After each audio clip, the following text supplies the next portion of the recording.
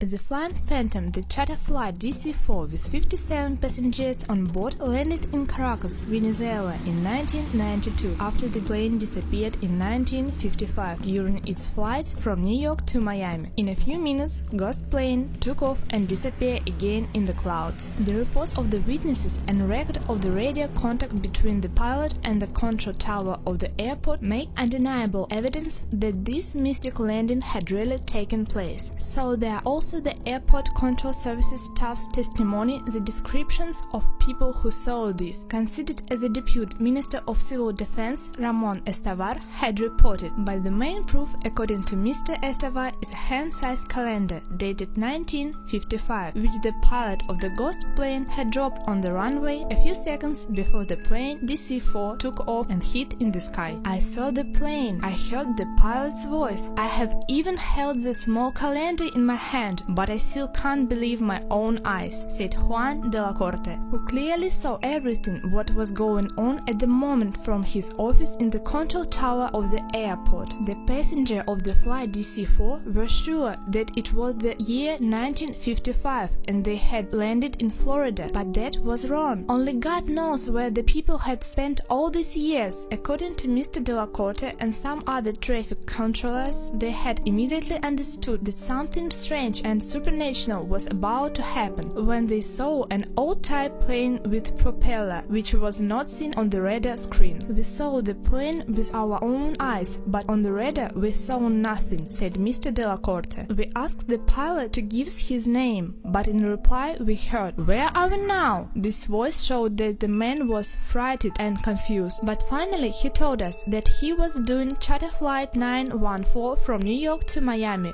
with a crew of 4 people and 57 passengers on board. The traffic controller added that after the pilot's words, there was total silence in the control room. Everybody was shocked. The destination point of the flight 914 Miami was 1,800 kilometers away from Caracas. I told the pilot, "Sir, this is Caracas, Venezuela, South America." Then I asked, "Are you in distress?" There was no answer. So I cleared the passageway for the plane to land, and the landing went very well. Next moment, when I started to think that situation was under control, I heard as a pilot told his co-pilot, "Jesus Christ, Jimmy, what the hell is it?" They are looking at a jet plane as if it was a spaceship. As Mr. de la Corte told us, the pilot of the ghost plane had explained that according to the schedule, they had to land in the International Airport of Miami in 9:55 a.m. on the 2nd of July in 1955. Then I heard him saying, "Something is wrong here," so I informed them, "Captain, this is an international airport of Caracas. Today is 25th of May, 1992. I heard the pilot crying, "Oh my God!" I also could hear him breathing hard. I tried to calm down him, saying that we have sent them the ground crew, but when the ground crew and the refueler came closer to the plane, the pilot exclaimed, "No, don't get closer, we are leaving." Later, the ground crew members said